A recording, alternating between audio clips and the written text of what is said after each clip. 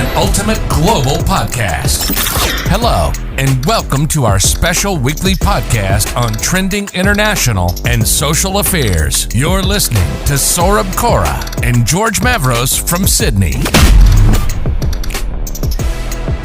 So, welcome to another exciting episode of the Ultimate Global Podcast. And this is a very special series of episodes that we are doing on jobs and workplaces. The topic for this episode is curiosity and creativity that's driving innovation at workplace. And in today's episode, we're joined by a very special guest. It's the author and podcaster Simon Banks. He's joining us from Sydney today. Um, Simon, it's my pleasure to invite you to this series of episodes and to know more about creativity because I keep on. I'm a big fan of creativity in my job and in whatever I do. So I'm sure this is going to be a really, really insightful discussion in which I'm going to learn so many things. So I'll pass it on to you, Simon. Introduce yourself. Tell us a bit more about what you are doing before we start talking about creativity. Well, thanks for having us and a great introduction. So, when people ask what do I do, I'm a keynote speaker, author, and podcaster on creativity, innovation, and design, and a recovering professional artist. Look, I'm known in the industry for my high energy, offsites, conferences, away days, workshops, and design sprints that really shift the way that people think, and most importantly, I guess, reimagine the world around them. And look, I guess my geek out spot is that intersection of creativity and design, learning, people, and passion. And I put the passion piece in at the end because, good luck if there's no passion in a project you're trying to deliver. If you've got that element, you can go a long, long, long, long way, and you won't go far without it.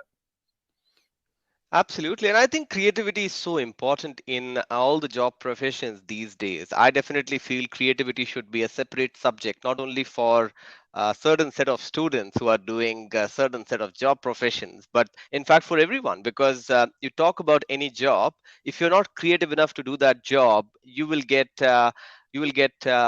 bored of that job and you will be lagging behind of others to what you are doing because you're not creative enough to do what you are doing. I can just take example of my job. So in sales, if I'm not creative enough in the way I interact with the customers or not creative enough in which I interact with them on LinkedIn or through emails, I'm sure my customers will stop responding to me. And they'll not want to talk to me because I'm not creative enough. And I'm sure you must have realized this by interacting with so many people, Simon.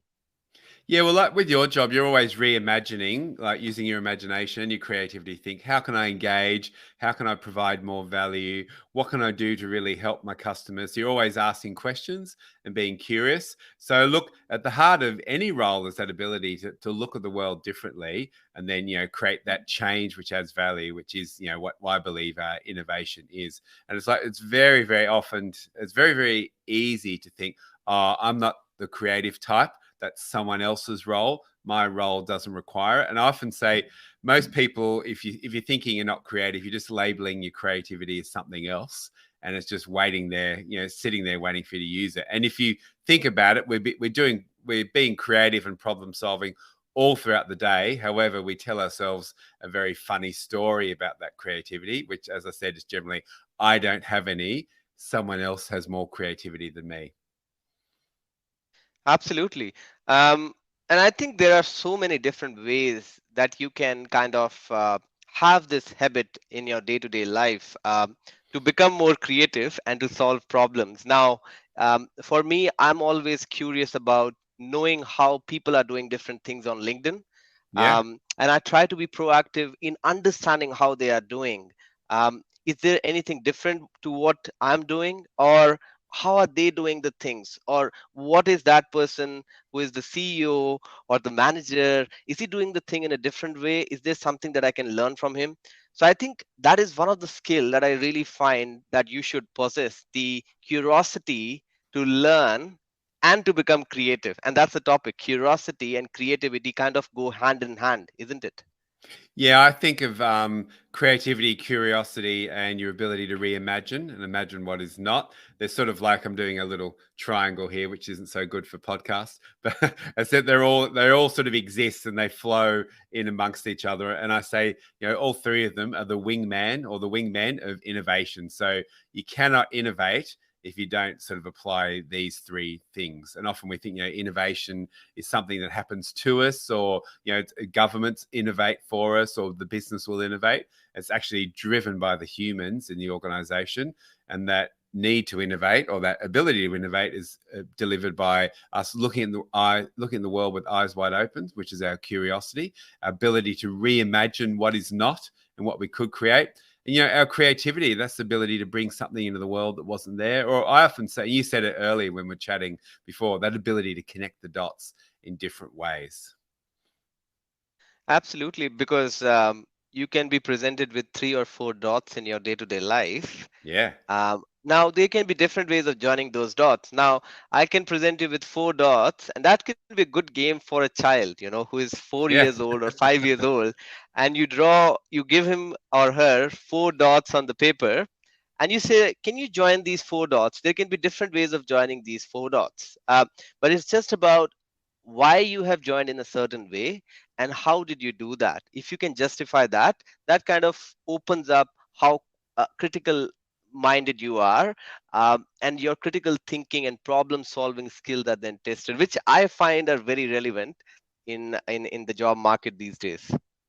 Yeah, we're over talking around critical thinking and problem solving like it's only a certain part of our brain. And we used to think, oh, I'm left brain or right brain, creative, uncreative. Now, neuroscience tells us, that's complete rubbish. And our brain is interconnected with a whole bunch of different neural pathways. So critical thinking is supported by creative thinking. So that critical thinking mashes up against creative thinking. They're not they're not. If you're going to solve a problem, you need both. You need to have that sort of logical, analytical, critical space. But you also need that open-minded space, the ability to look at different solutions, try new things, put things together that might have been connected before. So all of this, works together, that critical and creative. Or some people call that, John Cleese, the comedian from Monty Python, he calls it open and closed thinking. So that critical and creative thinking, how it comes together. And they're both useful at different times. But, great innovators, they've got both. They've got both. Or not they've got both, they practice both. Because we've all got it, but we just often won't practice it. Yep, absolutely. And I think the more you practice something, the better you get at that thing. And that's why they say that practice makes a man perfect. And I think creativity is something which, even if people think that it can't be learned, but I think it's also a skill that can be learned over a period of time. When you start doing certain things, we did an episode few months back on building atomic habits. I Yeah. definitely feel when you start building certain kind of habits. So, for example, in my profession, if I start looking into LinkedIn, people doing similar kind of job roles, how they're doing their job, or if I'm a podcaster like I'm doing here, how are people running podcasts across the world? Yeah. Can I learn something new from them? Can I learn some new creative elements for them? And that's something which I tested a lot initially, because I definitely believe that if I have to fail fast and learn quickly, that's one of the theories that I definitely believe in. But I wanted to ask you, Simon, here, moving from that perspective, we have talked about from an employee's perspective that what can they learn to become a creative person. Do you think that and as an employer, it's becoming an important thing for the employers as well to kind of have that component of creativity into their onboarding programs to the new employees, where they start teaching about creativity? I know this can't be taught, but are there certain things which can be embedded to enhance the problem solving ability of their employees? Yeah, well, I think naturally we're great problem solvers. And it's not so much around are you creative or not, but it's around are you confident with your creativity. So if you're an employer or a leader, you want to be able to you want to be setting the environment where I can share my ideas, no matter how well formed they are. Like if it's only 10%, I've been looking at something and I've only got 10% of an idea. I know it's not perfect, but I want to share it anyway. That is what leaders can enable. That's what employers can enable, saying your ideas are going to be okay in a safe space here. We're not going to shut them down. We're open to hearing new things. We're open to being challenged. We're open to diversity of thought, and then not only just diversity, but inclusion of that thought. That's what employers can do when they're onboarding, is set that scene where we value your diverse opinions and we want you to bring a fresh set of eyes. Because look, we're problem solving all day in our head. We're always looking at new things. And if you're curious, you're always looking at new ways of doing things. You're seeing problems. Often we're too scared to say anything because we're worried what people might say. So you want to have that culture of innovation. Let people know it's all right to bring your uniqueness, your diversity, your special way of looking at the world that no one else has. Bring that to work. That's an important part of that sort of onboarding process. Yeah, absolutely. And I think being creative is so can be so difficult for some of the people, because I'm sure that a lot of people listening to this might be thinking that, am I as creative as the person I'm listening to on this podcast? Or what is Simon saying? What does he mean by creativity? How can I develop that creative element in myself? So, for example, I started off with this podcast initially, and slowly and steadily we kept on coming up with these ideas that we can do special series of episodes on CEOs, founders, and co-founders. We can do special series of episodes on different kind of things. That really comes up because I was able to think in different ways and change my mindset, mold my mindset in different ways. So how do you think people can build that thing? Yeah, well, look, I guess even before we go there, most people say, I'm not creative, and it's something to do with the arts. Okay. So me, I can't sing in tune. I can't paint realistically. I can't play the guitar. I can't. All of those things require practice. Okay. So if you put in the work, you will get better at them. Okay. Everyone. But what we do, the funny thing is, we go, I can't paint like Picasso, who painted over 100,000 artworks, and we therefore go, I'm not creative. Or we compare ourselves to someone who's been doing something for 40 years, and then we go, oh, I'm not as good as them, I'm not creative. But look, you don't look at someone who's gone to the Olympics, who's an Olympic runner, and go, I don't run as well as you, I'm not going to run. Or you don't look at someone like Wim Hof, who's really great at breath work, if you've ever heard of Wim Hof, and you don't go, I can't breathe as well as you, I'm not going to breathe. So we've got this really funny thing around what we perceive as our creativity. So the number one thing, if you are born, you are creative. If you have a brain, you are creative. But as I said, we often label it as something else. But how you practice, how do you get better, is you work out the muscle. Think of your creativity as like physical exercise. You can say I am not fit, but you cannot say I will never be fit. If you want to be fit and improve your fitness, you put in the work. So number one thing to improve your creativity, start doing things you wouldn't normally do. Read new books, seek new information, try a new hobby, join a new group, go for a new walk around like you do your walking tours. Like you take people out and they look at the world and they see things they wouldn't have thought before. Write your ideas down. Constantly do things that take you just out of your comfort zone and be open to the world around you. Meet with new people. Then you take in all of this information, and then that's how you start to develop your creativity. And also I'd say be prepared to do something you're not going to be good at the first time, because so many, especially grown-up sensible adults, would go, I don't want to do anything that will make me look foolish, so I'm not going to do it. So I'm not going to try surfing. I'm not going to try singing. I'm not going to try, learning a new language, because I won't be perfect the first time. So do something which exercises your brain, and that's how your creativity starts to develop. Absolutely. And I don't know if people join any walking tours or not, but you definitely have to join my walking tour every Sunday if you're in Sydney. It's called Explore More Over a Walk. And I think the concept of that was also pretty much linked with a lot of creativity, because I thought about it. And it was explore more over a walk will mean that explore more about each other in the walk, explore more about Sydney, explore the scenic views, and of course, explore more about your inner self, because Sydney is a very fast working place. I'm sure that you don't even get time to explore your inner self during a tiring week. So a Sunday walk is a good way to explore your inner self and see what good things you have done in the week, what bad things you have done in the week. So that was the concept of it.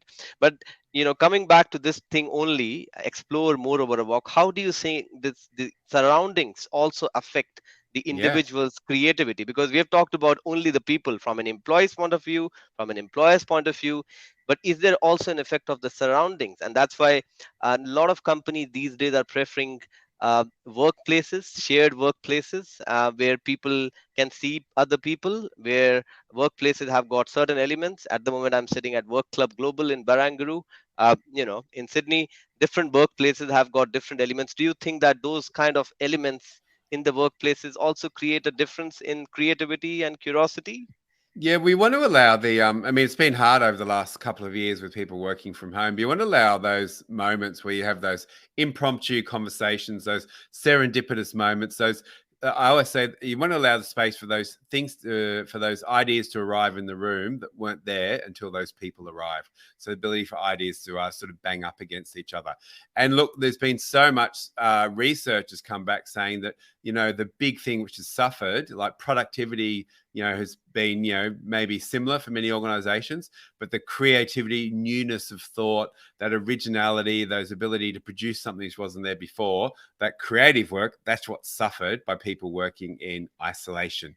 And your surroundings, for me, have a big part to play in that, because we need to seek inspiration and we need to seek stimulus, and ideas will come to us if we go out and seek those ideas as well. So a workplace has got a huge role to play in that, and sort of think around, do you want it to be somewhere which is really vanilla and boring and looks like 1960s communist office block, or do you want to create a place where you can have those serendipitous moments and those new conversations? And just like, I'm going to go back to your walking tour again, give a little plug, but when you walk and you open your eyes, how much do you see?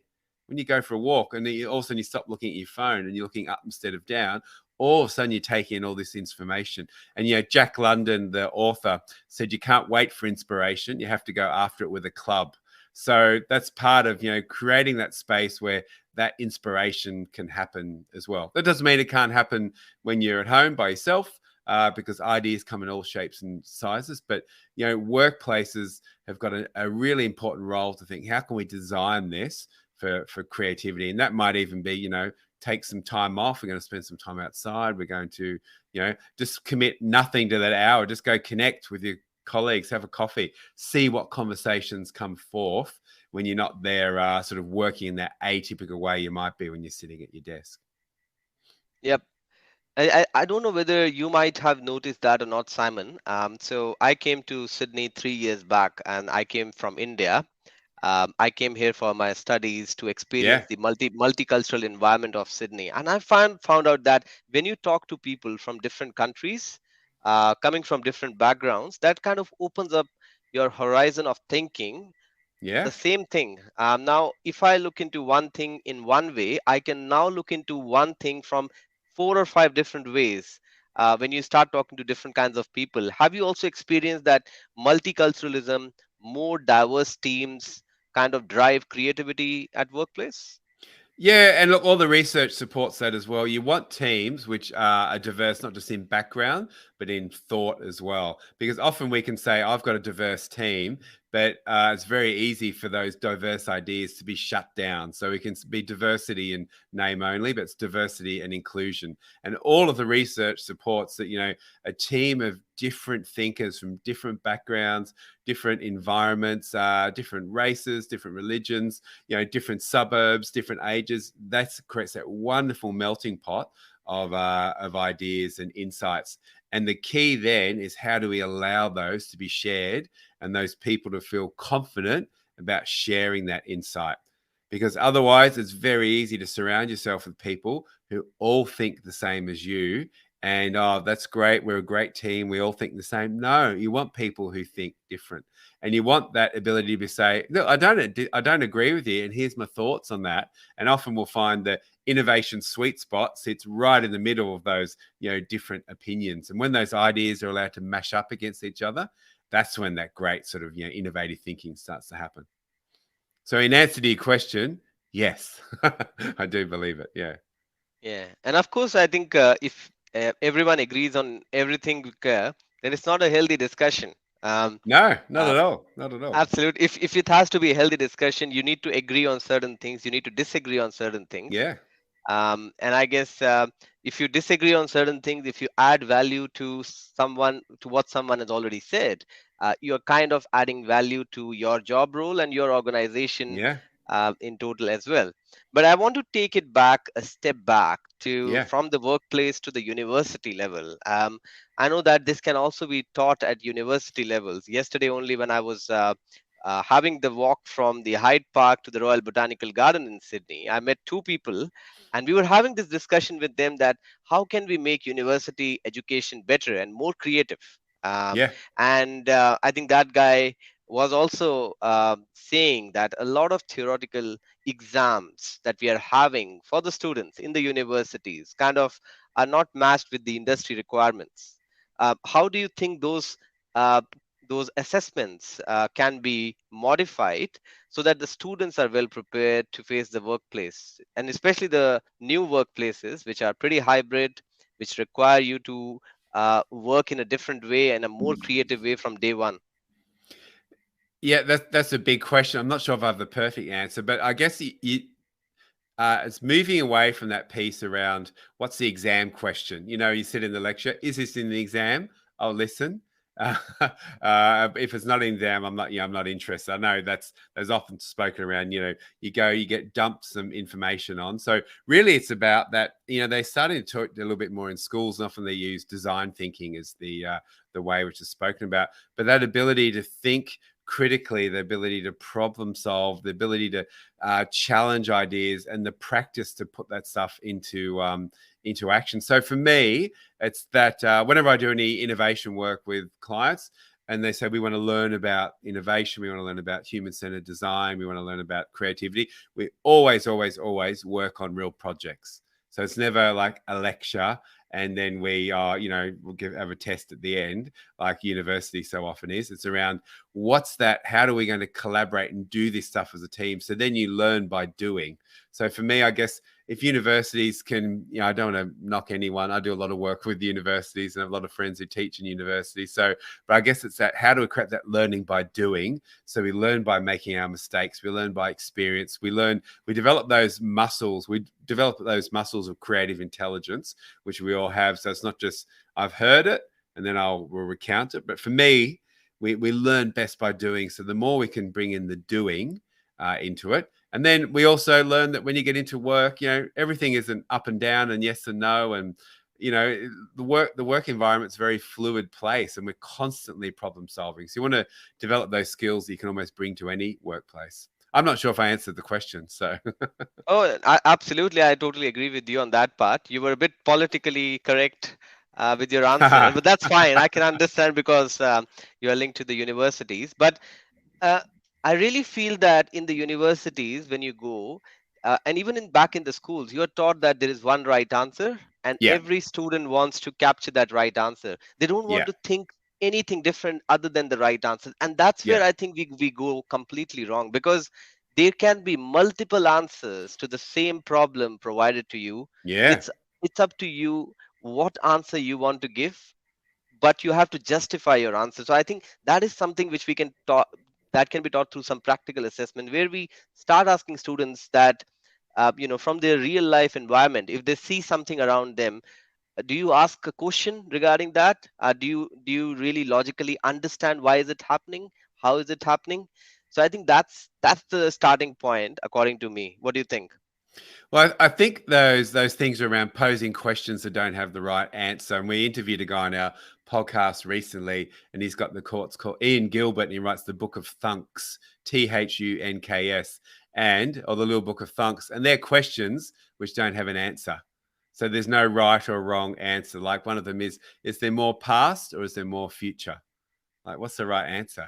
But the idea is it's designed to make you think. Or if you what's one of the other ones?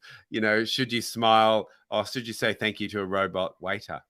So all these questions which just make you think. You think, well, there is no right or wrong answer. Like they're open, and you think around. Let's say you had an exam question. Early 2020, so January 2020.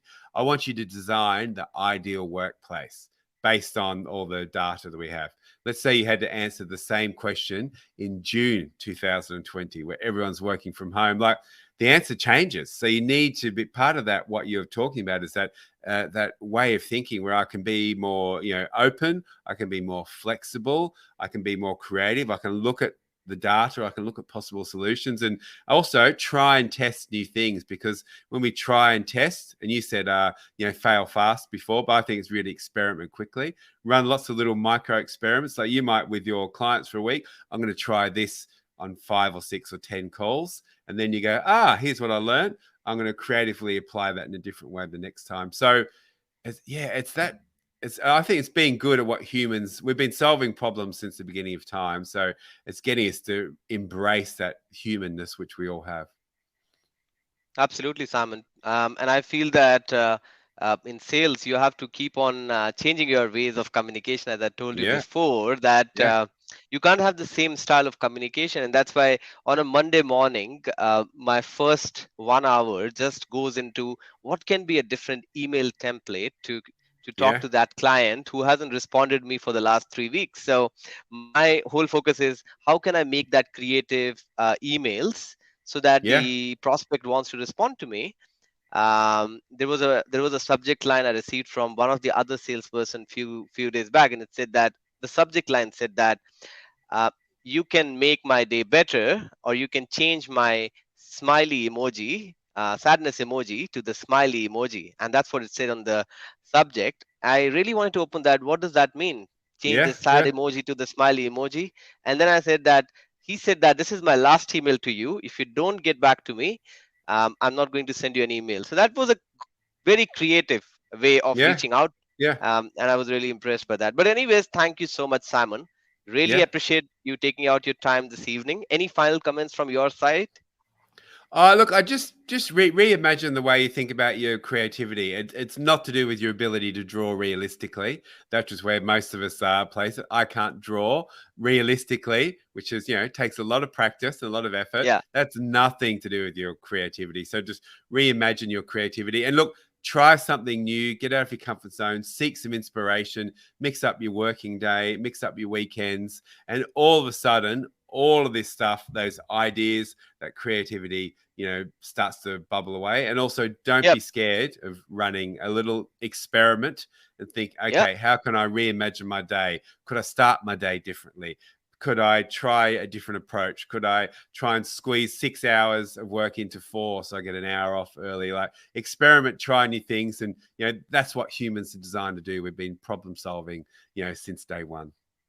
Absolutely. I'm sure that this episode is going to add a lot of value in the lives of people who will be listening to this episode. So thank you so much, Simon, for taking out your time. You're welcome. And I hope to see you in another episode. Yeah, absolutely. Thanks again. This is an Ultimate Global podcast. Hello, and welcome to our special weekly podcast on trending international and social affairs. You're listening to Saurabh Kora and George Mavros from Sydney.